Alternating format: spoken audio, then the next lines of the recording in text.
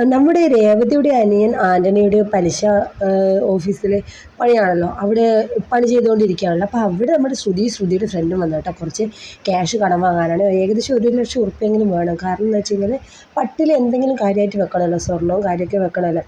നമ്മുടെ വർഷയുടെ വീട്ടിൽ നിന്നൊക്കെ കാര്യമായിട്ട് കൊണ്ടുവന്നല്ലോ. അപ്പോൾ നല്ല രീതിക്കൊരു പൈസ കടം മേടിച്ചിട്ട് നല്ല സാധനം വെക്കാൻ വേണ്ടിയിട്ട് അവിടെ പണം വാങ്ങാൻ വന്നതാണ് പലിശയ്ക്ക്.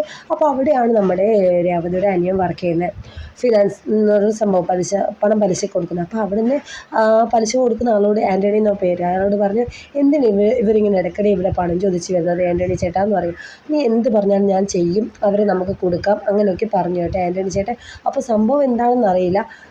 പിന്നെ നമ്മുടെ രേവതിയുടെ അനിയൻ എന്താണെന്നറിയില്ല. അപ്പോൾ അത് കണ്ടുപിടിക്കണം എന്ന് പറഞ്ഞിട്ട് ഇങ്ങനെ ഇരിക്കുകയാണ് രണ്ട് പേര്.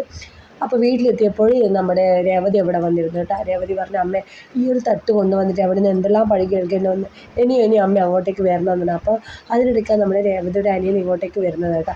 അപ്പോൾ രേവതിയുടെയും അമ്മയുടെയും വിഷമം കണ്ടിട്ട് പറഞ്ഞു, എന്തിനാ ഇങ്ങനെ വിഷമിക്കുന്നത്, നല്ല അടിപൊളി സാധനങ്ങളൊക്കെ വാങ്ങിച്ചിട്ട് നമുക്ക് പോകാമായിരുന്നല്ലോ, അതിനൊക്കെ ക്യാഷൊക്കെ ഞാൻ റെഡിയാക്കാമായിരുന്നല്ലോ എന്ന് നമ്മുടെ രേവതിയുടെ അനിയൻ പറയും. അപ്പോൾ രേവതി ആകെ ഷോക്കാവും. എടാ, നിൻ്റെ അടുത്ത് ഇടുന്ന ഇത്രയധികം ക്യാഷ് എന്ന് ചോദിക്കും കേട്ടോ. അപ്പോൾ അവൻ ആകെ ഷോക്കായി, അവൻ ഞെട്ടിപ്പോയി. ഈ ഒരു പലിശക്കാരൻ്റെ ഓഫീസിലാണ് വർക്ക് ചെയ്യുന്നത് അറിയില്ലല്ലോ. അപ്പോൾ ഇന്നത്തെ എപ്പിസോഡ് മറക്കാതെ എല്ലാവരും കാണുക. Bye bye.